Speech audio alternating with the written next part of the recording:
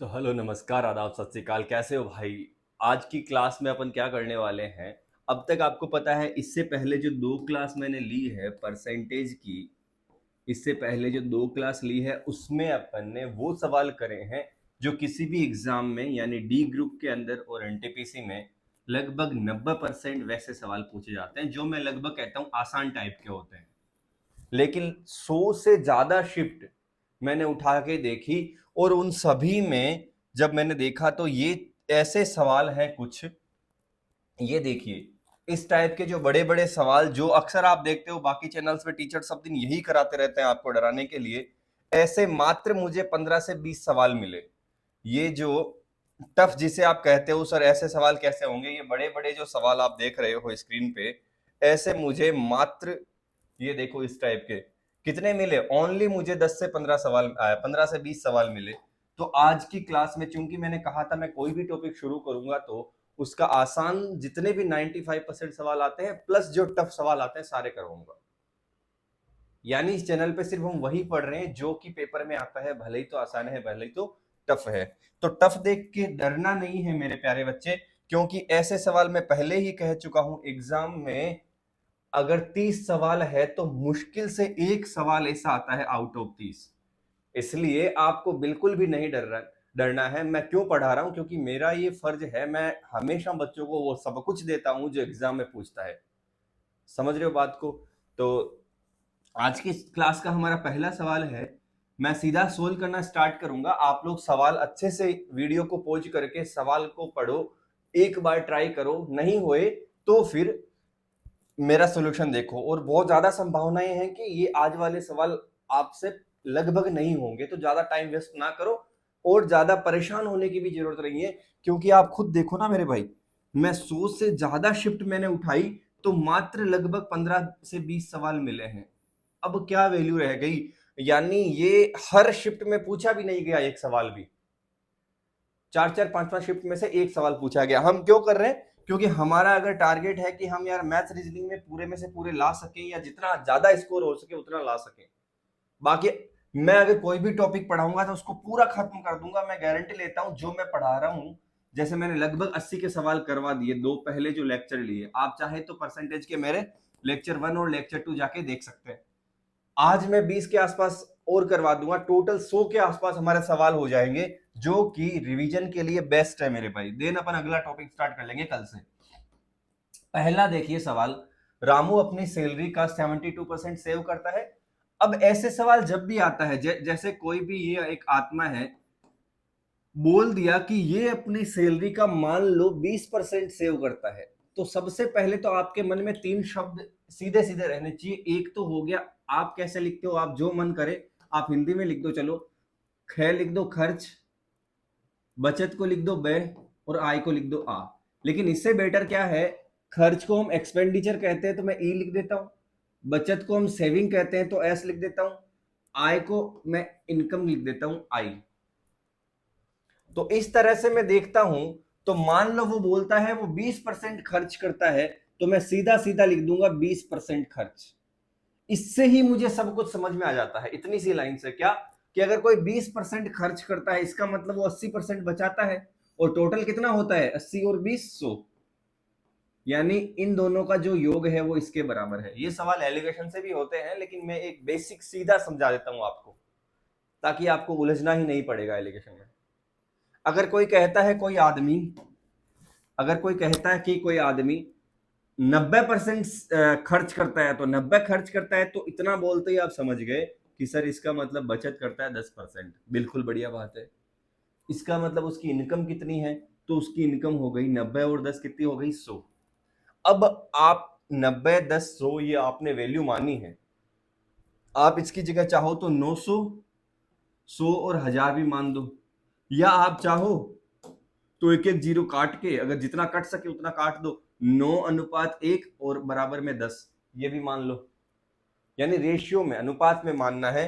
तो हमारा जो सवाल है वो देखेंगे क्या कह रहा है, मैं पूरा ढंग से समझा दूंगा भाई, चाहे कैसा ही सवाल हो, है ना। बस आप देखते रहो। रामू अपनी सैलरी का 72% खर्च करता है, तो ये रामू है और ये 72% खर्च कर देता है।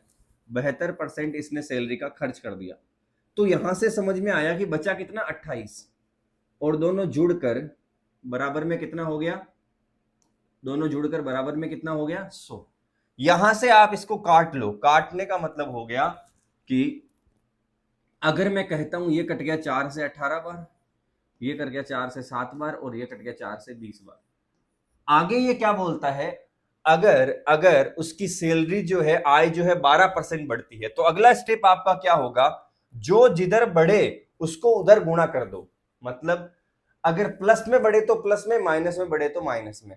मतलब आय अगर बढ़ी 12% तो इनकम आय ये है ना, तो यहां पे मैं 12 से गुणा कर दूंगा। वे यानी खर्चा, खर्चा बढ़ा 5%, खर्चा कौन सा है सर, ये है, नहीं सर ये बचत है, खर्चा ये है, बिल्कुल ये है। तो यहां पे कितना बढ़ा 5%, 5। अब मुझे नहीं पता बचत कितनी बढ़ी, और अक्सर ही ऐसा होगा, 3 में से 2 वैल्यू दे देगा, एक आपको निकालनी पड़ेगी।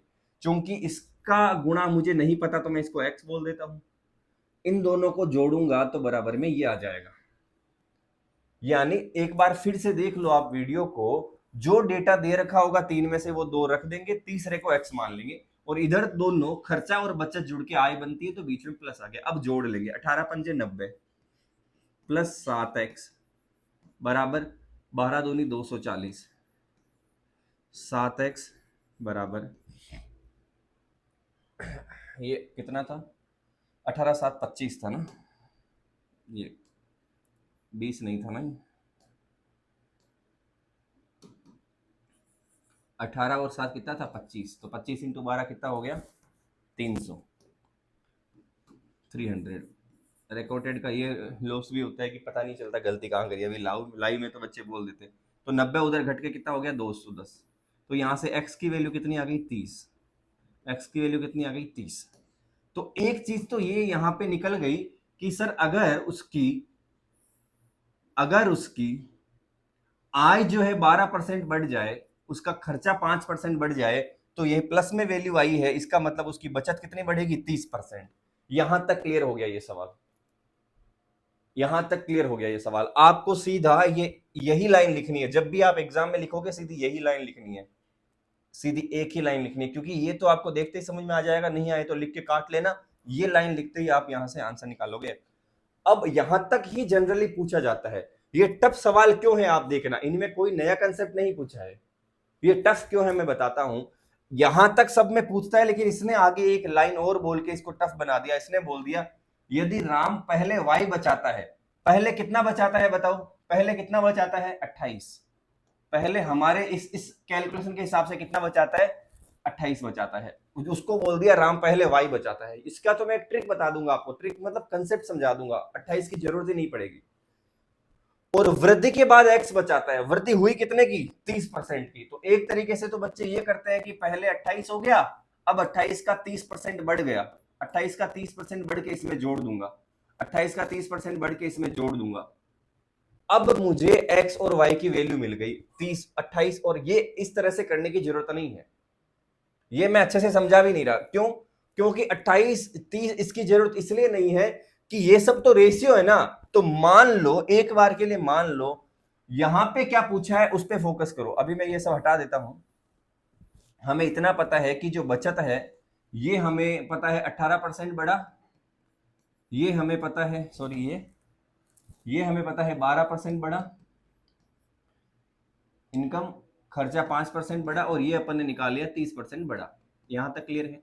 अब मैं इसका कतई आसानी से तरीका बताता हूं, बाकी सब भूल जाओ, बाकी सब भूल जाओ, इस एक स्टेटमेंट को पढ़ने से ही मैं पूरा सवाल कैसे इजी कर देता हूं।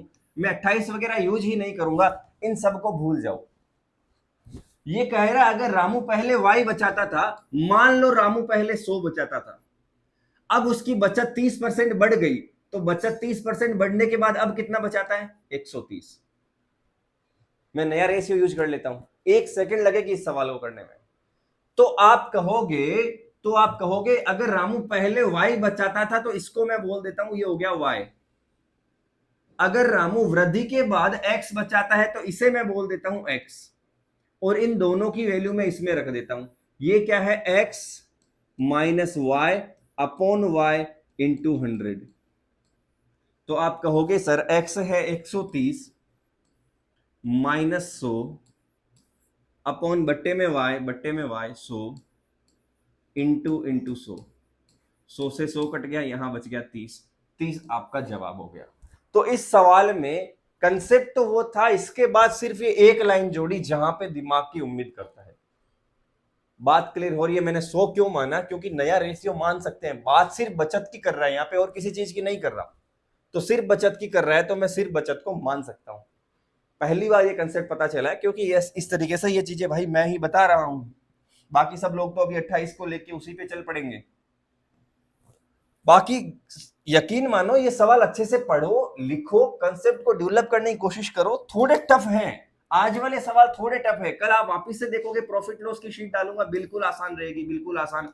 और मेरे प्यारे बच्चे, 90% से ज्यादा सवाल, 95% सवाल तो उसी से पूछता है, तो डरना नहीं है। बस मैं सवाल लाया हूं, मतलब मैं आपको हर चीज वो देना चाहता हूं, चाहे स्टूडेंट एवरेज है चाहे टॉपर है, सबके लिए मेरा यही कहना रहेगा कि मैं जो भी सवाल पेपर में पूछता है सब पढ़ाऊंगा। राम की वार्षिक आय 5,62,400 है, ठीक है। ये राम की वार्षिक आय हो गई 5,62,400। अगर उसने आय का 20% घर के किराए पे खर्च कर दिया, 20% घर के किराए पे खर्च कर दिया, आगे कहता है शेष का, रिमेनिंग का। जैसे शेष का कहता है तो पहले तो 20% हटा लो। जैसे किसी चीज का 20% अगर मैं हटा देता हूं तो पीछे कितना बचता है? 80%। और 80% वो कैसे लिखते हैं? 80/100। तो ऐसे यहां पे 20% को हटा दो, 80/100। शेष का, यानी ये जो शेष है 20% हटाने के बाद बचा हुआ है, उसका 15% भोजन पे, और आगे फिर से शेष का लिख दिया, तो इसका 15% हटा दो, 15 हटा दिया तो कितना बच गया? 85/100। आप सीधा रेशियो निकाल के भी कर सकते हो, 4/5 और 17/20। इसका 30% बच्चों की शिक्षा पे खर्च करता है, इसका 30% बच्चों की शिक्षा पे खर्च करता है, और शेष उसकी बची हुई राशि है। शेष मतलब इसका 30% खर्च करना है, 30% हटाने के बाद, 30 हटाने के बाद कितना बचता है? 70। तो 70%/100। अब मुझे कैलकुलेट करके बताना है कि उसकी वास्तविक राशि कौन सी संख्या के सबसे करीब है। करीब है मतलब हम यूनिट डिजिट भी नहीं लगा सकते, हमको पूरा गुणा करके देखना पड़ेगा। पॉइंट में अगर कुछ नंबर आया, नीचे इतने सारे जीरो हैं, पॉइंट में कुछ आया तो हमें देखना पड़ेगा कि ये सबसे पास में किसके हैं। तो अब सिर्फ आपको मल्टीप्लाई कर लेना है, कतई आसानी से आप मल्टीप्लाई कर लोगे। ये कट गया, एक काम करते हैं, इनका सीधा फ्रैक्शन बनाते हैं पहले। ये हो गया 4 और 5, ये हो गया 17 और 20, ये हो गया 7 और 10, और ये इस जीरो से ये जीरो कट गया, और इस जीरो से ये जीरो कट गया, और 2 से ये 4 कट गया 2 बार। तो अब आपको मल्टीप्लाई कर लेना है 4624 इंटू 2 इंटू 17 अपॉन 5, ठीक है। और भाग नहीं देना हो तो एक चीज मैं और बता देता हूं यहाँ पे, कि क्या कर लो तुम, ये 2 काटते ही नहीं, 5 दूनी 10 बना लेते, तो यहाँ पे 4 ही बच जाता। 10 होता तो क्या डायरेक्ट जीरो का भाग लगाना आसान होता, वरना ऐसे भी कर लो। तो इसको आप जब सोल्व करोगे तो जो आपका आंसर आएगा वो आपको देख लेना किसके करीब है। क्लियर है? ये कैलकुलेशन आपको करनी है। और इस सवाल में क्या था बताओ? ये लंबा सा सवाल दिख रहा है, लेकिन था क्या? मात्र कैलकुलेशन थी। आप एक चीज और नोट करना मेरे भाई, जितने भी सवाल में करवा रहा हूं ना, किसी भी सवाल में कोई नया कंसेप्ट मिले तो बोलना, सारे कंसेप्ट वही है जो आपके पढ़े हुए हैं, बस मुद्दा है उनमें थोड़ी सी कैलकुलेशन ट्रिकी है, उनमें एक एक लाइन ऐड कर दी, वो लाइन आपको समझनी पड़ती है। ये वाला सवाल देखो जल्दी से।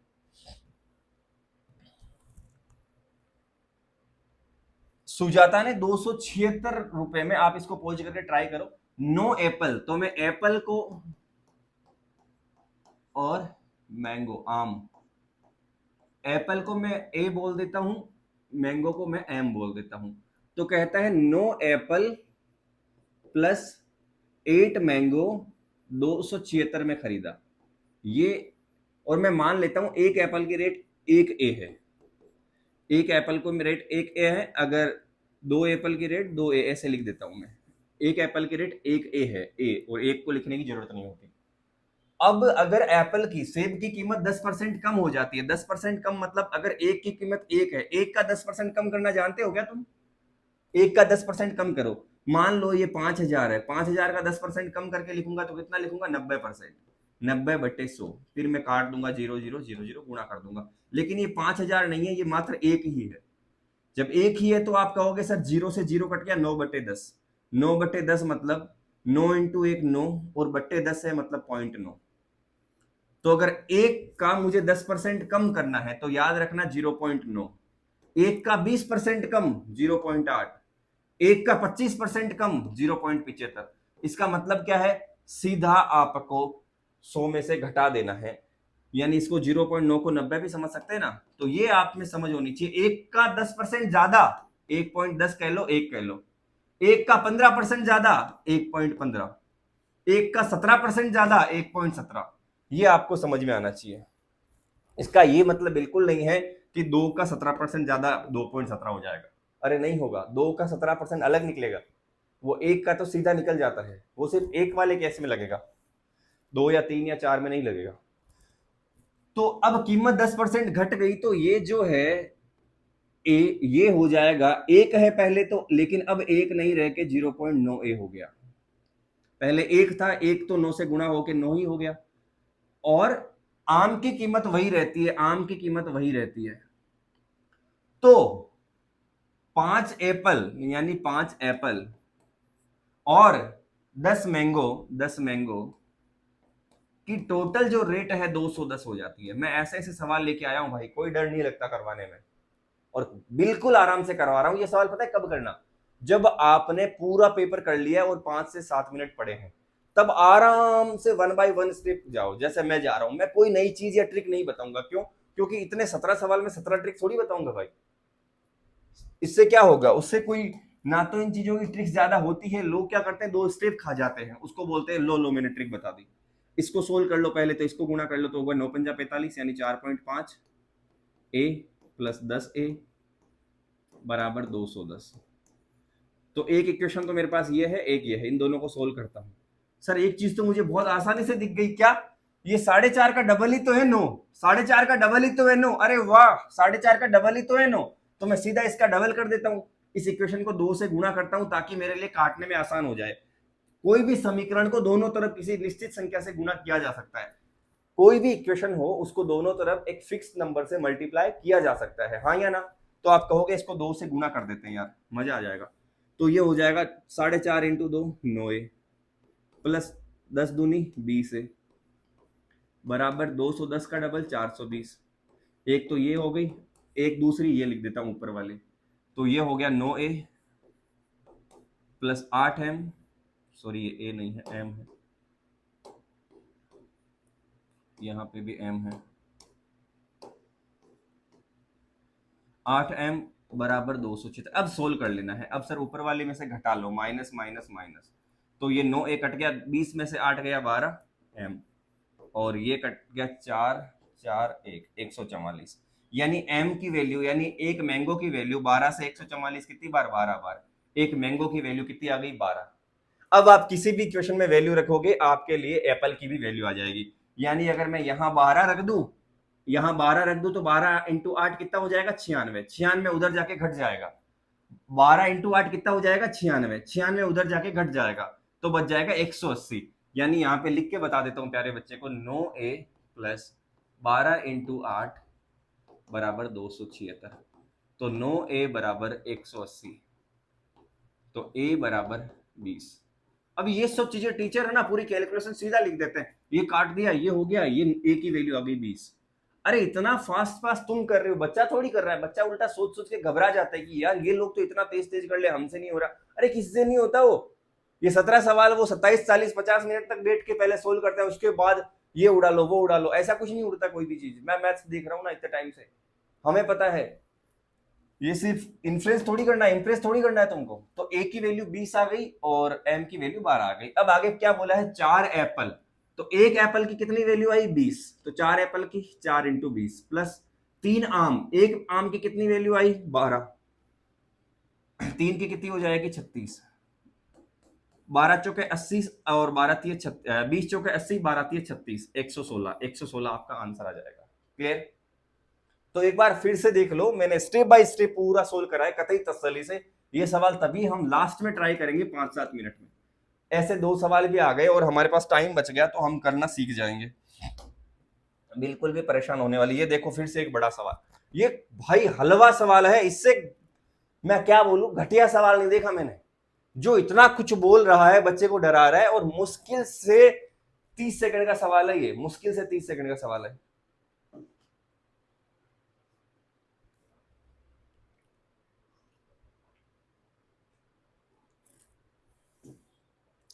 देखो यहां पे राम और गंगा, सॉरी गंगा का और सरस्वती का, तो ये है गंगा, ये है सरस्वती।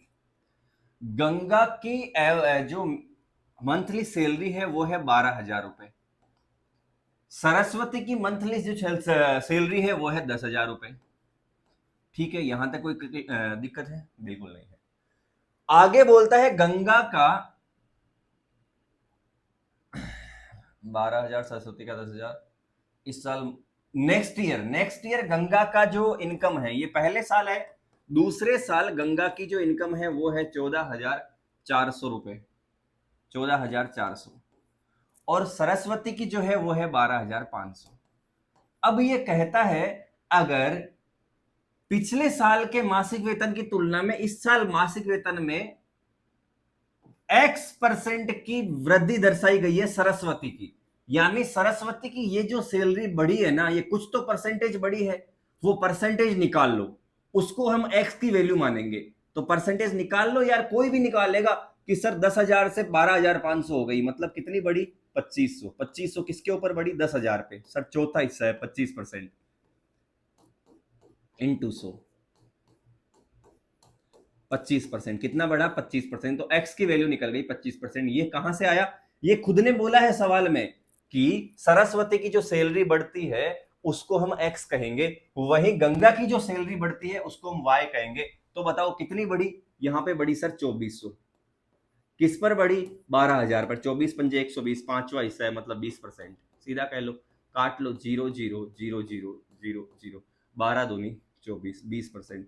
तो ये किसकी वैल्यू हो गई सर? ये y की वैल्यू हो गई। मेरे पास x आ गया, मेरे पास y आ गया, यहां तक कोई दिक्कत है क्या? अब तो यार वो जो इक्वेशन देवे उसमें रखना है, यानी अगर तुम्हें कोई परसेंटेज सिखाया होगा टीचर और उसने पहले दिन तुम्हें प्रतिशत निकालना बताया होगा कि अगर 1,000 की चीज को 1,200 रुपए में बेचते हैं, या 1,000 से 1,200, कितना बढ़ा? 200 रुपए। किस पर बढ़ा? 1,000 पे। वो जो परसेंटेज सिखाया होगा निकालना, वो काम आ रहा है इस सवाल में। अब तुम कह रहे हो टफ है, मैं कह रहा हूं ना थोड़ा समझने की कोशिश करो, मेरे साथ चलो भाई, भरोसा हो जाएगा मैथ्स पे ऐसा कि ऐसे ऐसे सवाल तुम ऐसे चुटकियों में कर लोगे। अब हमें क्या निकालना है? x माइनस वाई बटे वाई इंटू 100, और इसके आगे परसेंट लगाना भी है। x माइनस वाई, तो x क्या है? 25, y कितना है? 20, तो 25 माइनस y कितना है? 20, बट्टे में क्या है? 20, इंटू में क्या है? 100। कोई भी निकाल लेगा सर। अब तो सर 20 से 100 पूरी दुनिया को पता है। 20, 25 में से 20 गया 5, 5 इंटू 5 25, ये 25% आपका जवाब हो जाएगा। 25% आपका जवाब हो जाएगा। हाँ या ना? मजा आया कि नहीं आया? अरे आज के सवालों में मजा भी आ जाएगा, डर भी खत्म कर दूंगा, गारंटी है मेरी। ये देखो ये सवाल एक से एक सवाल लाया हूं भाई, एक से एक। जल्दी से वीडियो रोक के स्टार्ट कर लो, मैं जल्दी उठ के अभी वीडियो बना रहा हूं, मुझे ड्यूटी भी जाना है, तो मैं ज्यादा टाइम लिए बिना समझा देता हूं। एक वॉशिंग मशीन की कीमत एक टीवी की कीमत से 40% कम है। ये मान लो वॉशिंग मशीन है, ये वॉशिंग मशीन है, ये टीवी है। अब वॉशिंग मशीन की कीमत टीवी से 40% कम है, यानी टीवी की कीमत अगर 100 है तो इसकी कितनी है? 40 घटा दो 60। यदि वॉशिंग मशीन की कीमत 18% बढ़ जाती है, इसकी कीमत 18% बढ़ जाती है, 18% मान लो बढ़ गई, और टीवी की कीमत 10% कम हो जाती है और इसकी कीमत 10% कम हो जाती है, इसकी बढ़ गई, इसकी कम हो गई, ठीक है। तो 5 वॉशिंग मशीन और 2 टीवी की कीमत में क्या बदलाव होगा, यानी ओवरऑल कितनी कीमत बढ़ेगी या घटेगी? तो ओवरऑल शुरुआत में 5, अब देखो इसको आप 18% इसका निकालना आपके लिए आसान है तो ठीक है, क्योंकि 60 का 18% आप निकालोगे तो पॉइंट में जाएगा, तो आप इसको 60 की जगह 600 भी कर सकते हो, कोई बड़ी बात नहीं है। इसको 600 भी कर सकते हो, 1000 भी, क्योंकि हमने ही तो माना है 100 और 60 माना है। आगे दोनों चीज को सेम संख्या से गुणा कर सकते हो, सेम नंबर से मल्टीप्लाई कर सकते हो, सेम नंबर से डिवाइड कर सकते हो। हाँ या ना? बिल्कुल कर सकते हो। तो अब 18% निकाल के जोड़ दो। तो 600 का 18%, 18 छिका 108, मैं 108 जोड़ दूंगा। 18% निकालना जानते हो ना? तो 600 और 108 हो जाएगा 708। कैसे आया? मैंने 600 का 18% निकाला। 1000 का 10%, 1000 का 10% सर, किसी भी दुनिया में किसी भी संख्या का 10% निकालना हो तो जीरो हटा देना। तो 1000 का 10% 100, 100 निकाल के मैं घटा दूंगा, 100 निकाल के मैं घटा दूंगा। तो कितना बच जाएगा भाई? 900। पहले एक वॉशिंग मशीन की कीमत अगर 600 थी और ये 1000 थी, तो अब ये 708 और 900 है। तो 5 वॉशिंग मशीन, तो पहले 5 वॉशिंग मशीन और 2 टीवी की कीमत थी 6 पंजे 30, 3000, और 1000 इंटू 2, 2000। पहले 3000 इंटू 2000, पहले 3000 इंटू 2000, ये देखो 5 वॉशिंग मशीन 2 टीवी। तो पहले ये देखो 5 इंटू 6 3000, 1000 इंटू 2 2000, 3000 और 2000 5000। पहले 5000 टोटल रेट थी। अभी अभी इसको मल्टीप्लाई करो 5 से और इसको करो 2 से, तो ये हो गया 1800 और ये हो जाएगा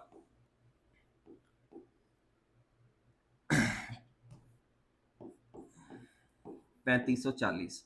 तो कुल मिला के कितना बढ़ गया भाई? तो आप इसमें ये जोड़ दो, 40 और 63। ये बाद में हो गए। इन दोनों को मैं जोड़ देता हूं तो ये बाद में हो गई। तो मुझे बताओ कुल मिला के क्या फर्क पड़ा? पहले 5000 थी, अब 6340 है। कितनी बढ़ गई? 1340 बढ़ गई। 1340 किस पर बढ़ी? 5000 पर बढ़ी।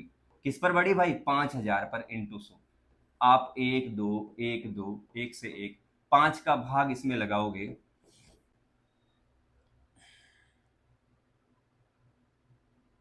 मैंने क्या लिखा? 8 और 5 13, 3 और 1 4, 1 5।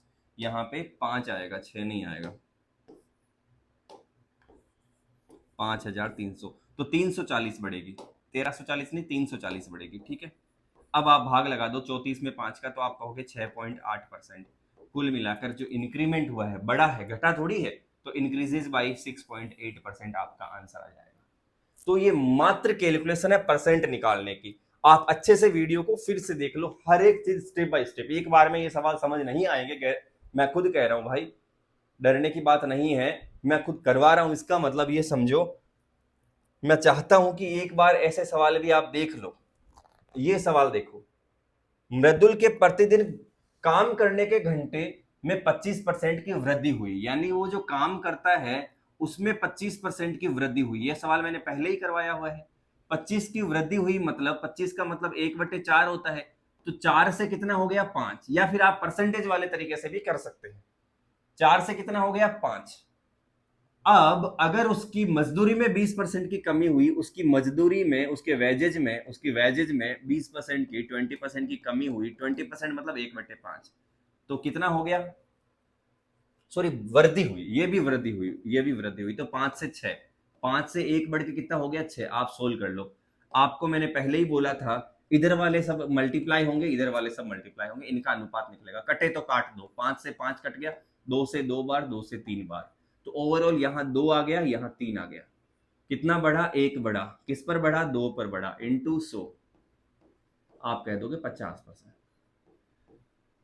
और इसका अगर ये ऐसा सीधा सीधा रेशियो आ जाए, तो मैंने सीधा बोला हुआ है तरीका, एक सीधा तरीका बताया हुआ है कि अगर 25 बढ़े तो लिख दो 125, अगर 20 बढ़े तो लिख दो 120, बट्टे लिख दो 100। 25 से 4 बार, 25 से 5 बार, और 4 से 120 30 बार। 30 इंटू 5 कितना हो जाएगा भाई? 150। पहले हम ऐसे सवाल में मानेंगे 100 था, अभी कितना हो गया? 150। कितना बढ़ गया? 50। तो ऐसे डायरेक्ट अगर रेशियो आ जाए 25 20 10, तो आप ऐसे भी कर सकते हो। टुकड़ों में अगर रेशियो आता 16 से 2/3, तो हम फिर यही मेथड लगाना पड़ता, फिर उसमें फंस जाते। बात क्लियर है? तो ये बिल्कुल आसान सा सवाल है। मैं दोनों चीजें बताते चल रहा हूं, अगर कहीं पे लग रहा है टाइम सेविंग चीजें, तो ये देखो सवाल, ये सवाल पढ़ो, और घबराना नहीं है यार, घबराना नहीं है, मैं हूं ना। एक से एक सवाल करेंगे, एक से एक। तुम बताओ कोई करवा रहे हैं क्या ये सवाल? वो टफ के नाम पे भी आसान सवाल देके चले जाते हैं, लंबे लंबे, जो पेपर में एक्चुअल में ग्रुप डी में आए हुए सवाल। देखो, एक्स वाई को 20% लाभ पर एक वॉशिंग मशीन देता है। ये हो गया एक्स, ये हो गया वाई, ये हो गया जेड, ये हो गया टेट।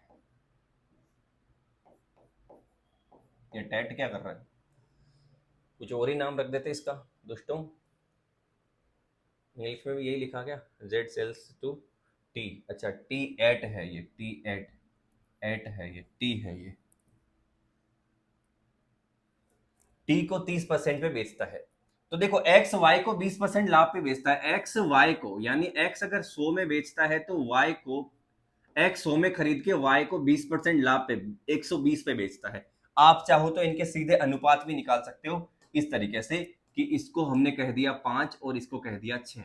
100 और 120 का अनुपात कितना हो जाता है, 5 और 6। आप सीधा रेशियो लिख सकते हो 5 और 6। देन वाई जेड को 12% की हानि पर बेचता है। 12% की हानि पर, वाई यानी ये 100 पे 12 की हानि यानी 88, 88। आप चाहो तो इनको काट लो 4 से 25 बार, 4 से 22 बार, और आप सीधा रेशियो भी लिख दो वाई और जेड के, वाई और जेड का सीधा अनुपात भी लिख दो 25 और 22। देन जेड, बाद में जेड टी को 30% लाभ पर बेचता है। जेड टी को 30% लाभ पर बेचता है। तो ये जो हमारा जेड है ये टी को 30% लाभ पर बेचता है। ये 10 पे बेच दिया, ये 13 पे बेच दिया। क्लियर है, 10 और 13। जेड टी को 30% लाभ पर बेचता है। 5 से 6, 25 से 22 और 10 से 13।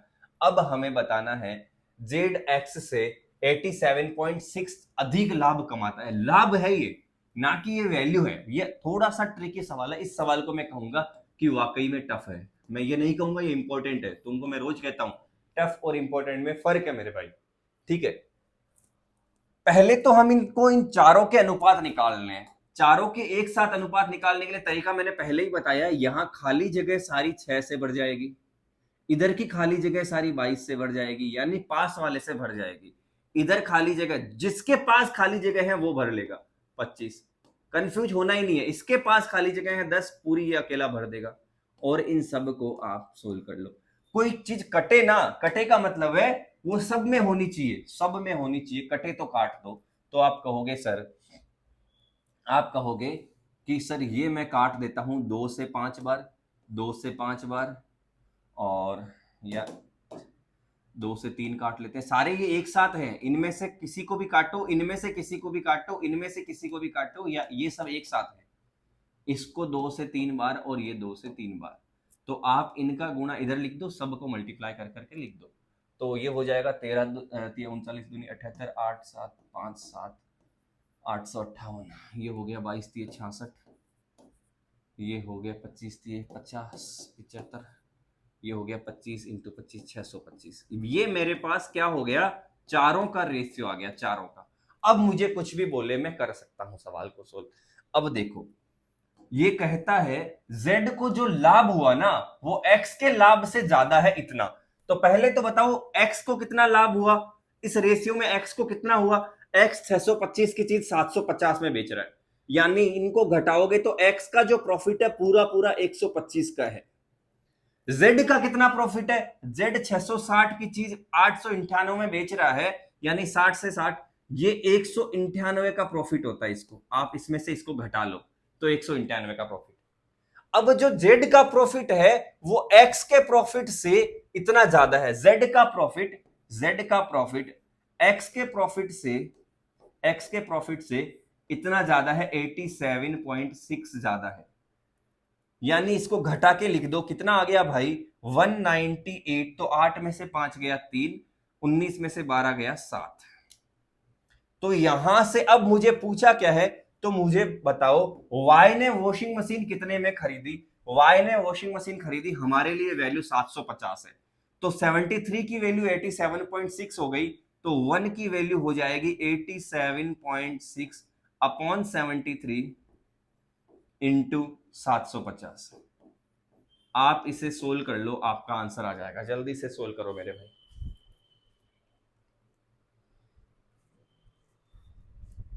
सब अच्छे से चल रहा है तो आप इसे सोल्व करोगे। देखो पॉइंट हटा दो तो 0 कट जाएगा, तो पीछे क्या बचा 876 इंटू 75 बटे 73। अब 73 से इसको काट दो, भाग देना आता है ना, एक बार दिया, या ऐसे देके बताऊं 876 73, एक बार दिया 73, 4 एंड 1, इसके आगे 6 लिख देंगे, 146, 73 का भाग 146 में दो बार, दो बार, तो कुल मिला के भाग आया, दो बार गया यहाँ पे, दो बार, 12 इंटू 75 आपका आंसर आ जाएगा, जो कि 900 होता है। 12 इंटू 75 900 होता है। मैंने कहा कि मैं बीच बीच में ट्रिक्स बताता रहूंगा, तो बता देता हूँ, एक ट्रिक बता देता हूँ। मैंने इतना जल्दी कैसे कैलकुलेट कर दिया, महादेव की वीडियो बनाता हूँ, महादेव हूँ थोड़ी। ऐसे मैंने सोल्व किया कि जब भी मुझे मान लो 12 को 25 से गुणा करना है, मैं 25 यानी जहां लास्ट में 5 दिखता है ना, उसको डबल कर लेता हूं, 25 का डबल 50, और 12 का आधा कर लेता हूं, 12 का आधा 6। अब कितना आसान हो गया, 6 पंजे 30, 3000। ऐसे भी इतना ही आता, 12 पंजे 60 का 0 6, 12 दूनी 24 और 6 300 रे, 6 पंजे 3 300, 12 पंजे 60 का 0 6, 12 दूनी 24 और 6 300। ठीक है, यानी कोई भी नंबर मुझे 5 वाला दिखता है, जैसे यहां पे दिख गया 35 और यहां पे दिख गया 8, तो मैं क्या करूंगा, 35 का डबल कर लेता हूं 70, और 8 का आधा कर लेता हूं 4, एक को डबल कर रहा हूं, एक का आधा कर रहा हूं, ओवरऑल 2 से 2 कट जाता है, फर्क क्या पड़ रहा है, लेकिन फर्क ये पड़ रहा है कि यहाँ पे जल्दी जल्दी सोल्व हो जाता है। वैसे यहाँ पे 75 का डबल कर दिया और 12 का आधा कर दिया, 15 छिक्के 90, कितना आसान हो गया, 900। तो एक को डबल एक को आधा कर लो, इतना आसान हो जाता है। अगला सवाल हमारा देखो, टिक गलत लगा गया, सही लगा है, सही है, चलो अगला सवाल हमारा देखो।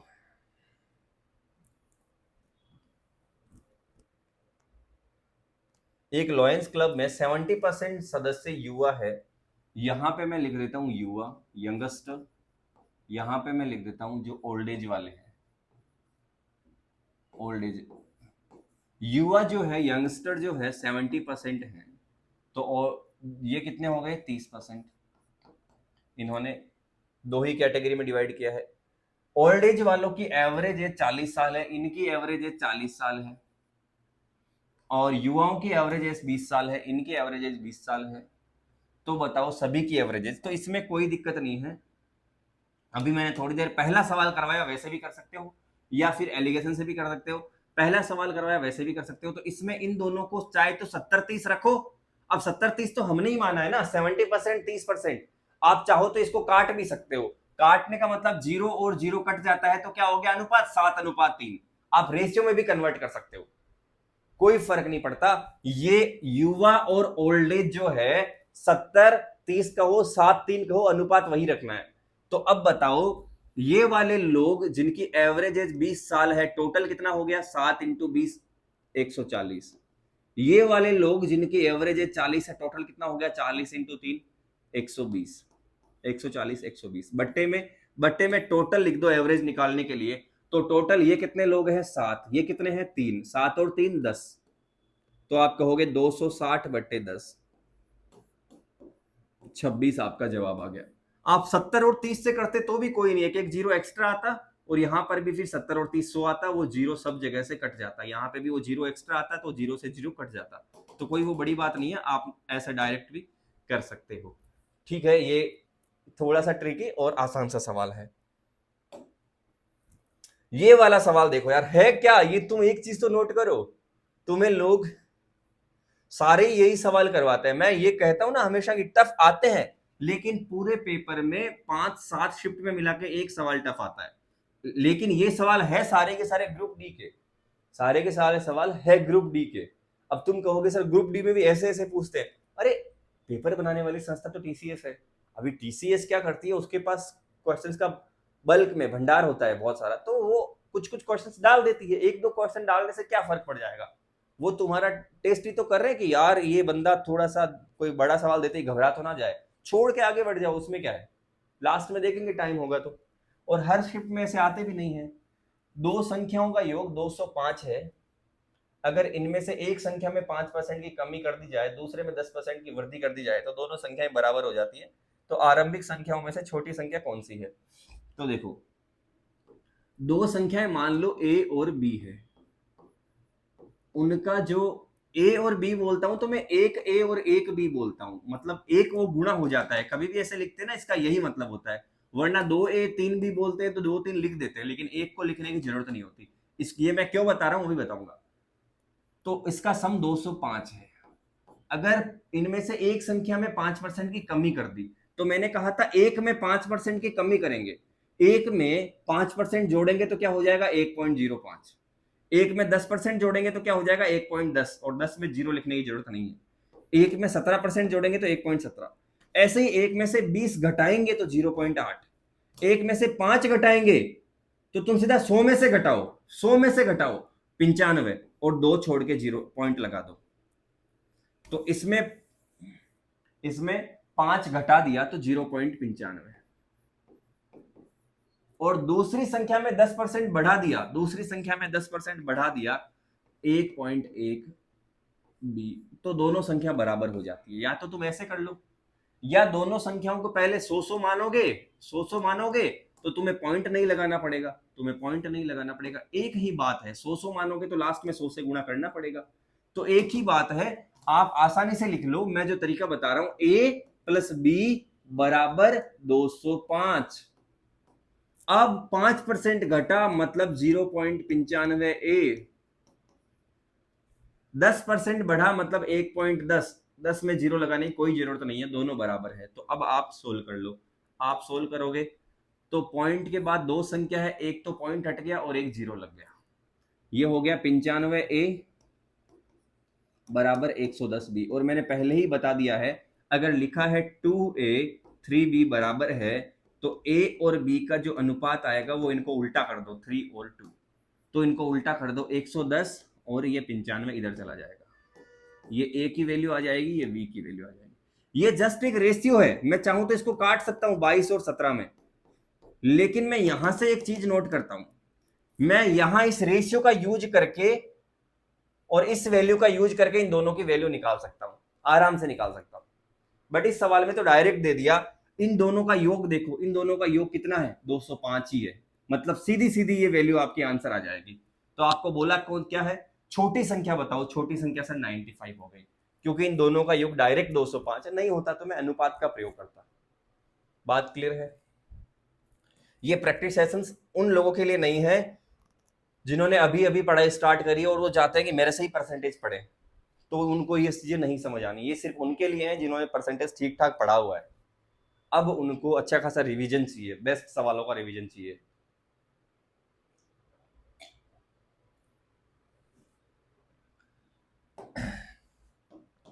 रवि को हैदराबाद से दिल्ली जाना था, हैदराबाद से दिल्ली के बीच की जो डिस्टेंस है, ये हैदराबाद है, ये दिल्ली, इन दोनों के बीच 1200 किलोमीटर की दूरी है।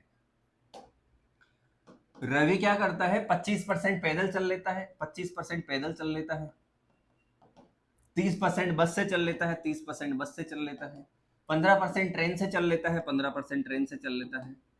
बची हुई दूरी को वो हवाई जहाज से तय करने का फैसला करता है। तो बताओ हवाई जहाज से कितनी चली, तो बताओ कितना परसेंट बचा। 25 15 40 और 30 70% तो वो चल चुका। तो 70 चल चुका 100 में से, तो पीछे कितना बचा मेरे भाई। इसका मतलब उसको अभी भी 30% चलना है। 30% किसका, 1200 का। 1200 का 10% कितना होता है, 120। तो 30% कितना हो जाएगा, 360। या आप ऐसे बेसिक से भी निकाल सकते हो, 0 0 0 0, 12 3 36, 360, 360 उसको चलना है। सिंपल कैलकुलेशन थी, हाँ या ना। सवाल बड़े दिख रहे हैं, इसका मतलब ये नहीं है कि ये डुएबल नहीं है, इनको किया नहीं जा सकता, बिल्कुल किया जा सकता है बच्चे। ये एनटीपीसी सीबीडी 2 का है, लेवल 2 का जो सीबीडी 2 हुआ था उसका है ये सवाल। ए और बी ऐसी संख्याएं हैं कि ए बी से 40% बड़ी है, ए बी से 40% बड़ी है, यानी ये 100 है तो ये 140 है। ए में 20% की कमी कर दी जाए, ए में 20% की कमी कर दी जाए, इसका 20% निकाल के घटा दो, तो इसका 10% कितना हो जाएगा, अरे इसका 10% कितना हो जाएगा, 14। तो 20% कितना हो जाएगा, 14 दूनी 28, 28 घटा देंगे तो कितना बच गया, 112। ये तो डायरेक्ट अप्रोच है, आनी चाहिए तुमको धीरे धीरे, वरना 140, किसी का भी 20% घटाते हैं तो 80% बचता है, यानी 80% इसका निकाल लेंगे बच्चे।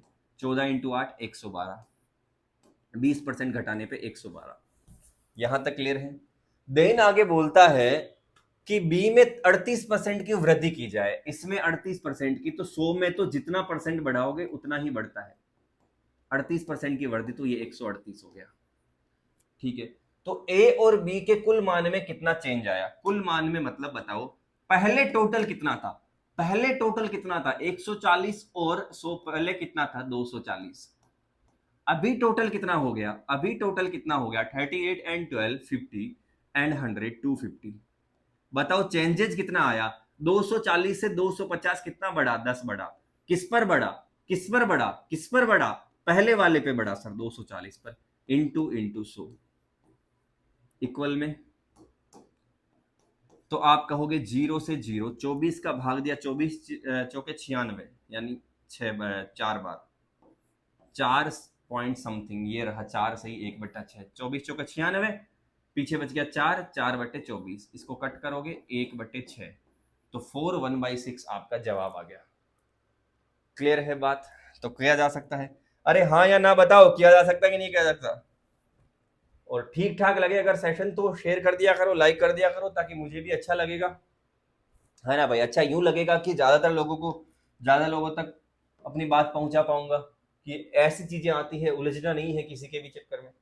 एक एग्जाम में 55% लोग अंग्रेजी में पास हुए, 35% लोग गणित में पास हुए, और 20% लोग दोनों में पास हुए। अधिक दोनों में फेल होने वाले 1200 लोग हैं, तो पास होने वाले कितने हैं? तो ऐसा मैं एक तो डायरेक्ट ट्रिक बता देता हूँ कि देखो, और फिर मेथड भी बता दूंगा, क्योंकि एग्जाम का टाइम है ना, तो हमें बेसिक चीजें आनी चाहिए। यहाँ पे हम 1-2 मिनट लेके बेसिक से भी करें तो कोई दिक्कत नहीं है।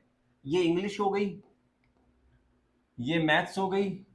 ऐसा सवाल जब भी आए, पहले तो सबको पास पास पास में रखना, या फेल फेल फेल में रखना। एक ही कैटेगरी चूज करना, कुछ इसमें पास हुए, कुछ इसमें पास हुए, कुछ दोनों में हुए, तो क्या करो, सबको पास पास पास में रखो, या फेल फेल फेल में रखो। ऐसा नहीं कि 2 को पास में, 1 को फेल में रख दिया। जैसे 70% इसमें पास हुए, 60% इसमें पास हुए, तो अब क्या करो, अगर कभी कभी ये बोलता है 70% इसमें पास हुए और इसमें फेल हुए 30%, या इसमें फेल हुए 50%, तो इसमें पास वाले कैसे निकालेंगे? तो 100 में से घटाओगे तो वो पास वाले निकल जाएंगे। ऐसे जो फेल है उसका उल्टा पास होता है। तो अपने को सबको पास पास, तो इसमें तो सेम लिखा हुआ है, सब में पास पास लिखा हुआ है, कोई दिक्कत नहीं है। मैं यहाँ पे ट्रिक बता के भागने की बजाय पूरी समझ डेवलप करने की कोशिश करता हूँ। बात समझ रहे हो ना? तो मैं बिल्कुल ऑफलाइन ऑफलाइन क्लास की तरह बात कर रहा हूँ, बच्चे को पूरा समझाने की कोशिश कर रहा हूं। तो तुम देखो यार, हर चीज बताऊंगा। अंग्रेजी में पास हुए 55% लोग, बहुत बढ़िया, ऐसे लिख लो। गणित में पास हुए 20%, 35% लोग, 35% लोग, बहुत बढ़िया। दोनों में पास हुए, दोनों में पास हुए 35%, 20% लोग, यहां लिख लो। क्या करो ऐसे सवाल में? ऐसे सवाल में सीधा सीधा बताता हूं, जब पास पास हो रहे हैं तो यहां जो रिजल्ट आएगा वो भी पास वाला ही आएगा। इन दोनों को जोड़ के इसको घटा दो सीधा। 55 और 35, 55 और 35 कितना हो गया भाई? 90। 90 में से 20 गया 70। 70% लोग पास हो गए। अब मुझे बताओ जो दे रखा है वो क्या है? तो दे रखा है वो फेल का है, 1200 वैल्यू फेल की है, 1200 वैल्यू फेल की है। तो अगर 70% पास है तो फेल कितने हैं? 30%। 100 में से 30% फेल है, जो मुझे 1200 के बराबर दे रखा है। तो मैं कहूंगा यहां से इसको निकाल लूंगा 40 बार, है कि ना? 50 30 80 10 90 में से 20 गया 70, 30 आ गया, बिल्कुल यहां से मैंने निकाल लिया 40। तो यहां से 100 की वैल्यू कितनी हो जाएगी? 40 इंटू 100, 4000। 4000 मेरा जवाब आ जाएगा। ये हो गया डायरेक्ट तरीका।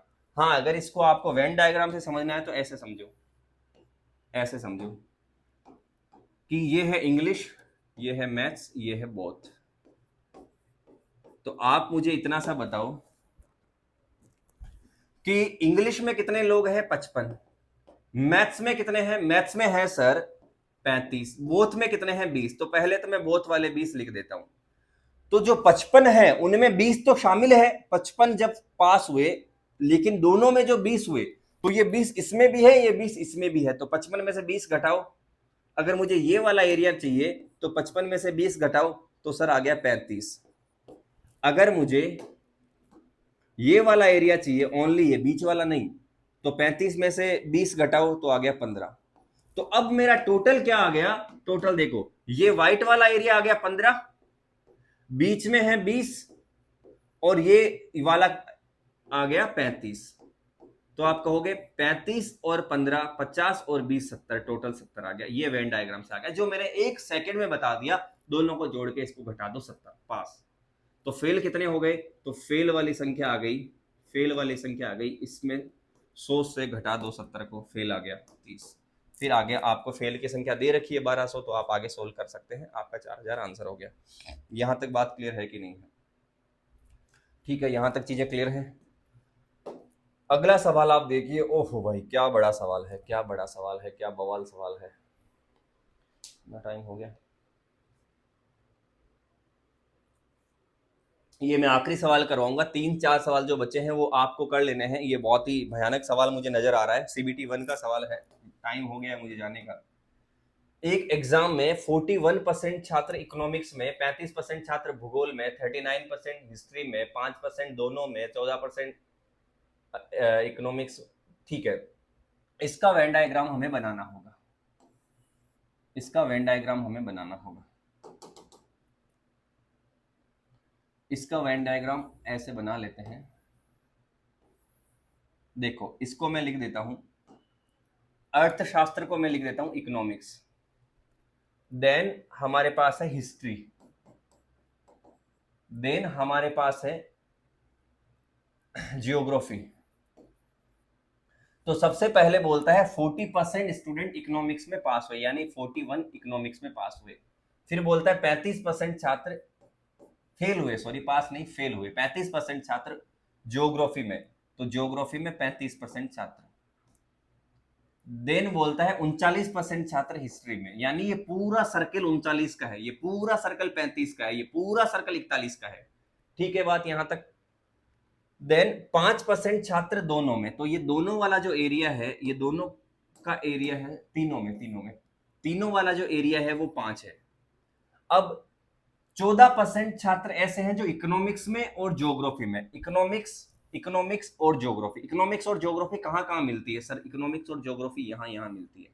ये जो एरिया है ना इकोनॉमिक्स और ज्योग्राफी का एरिया, ये है 14% का।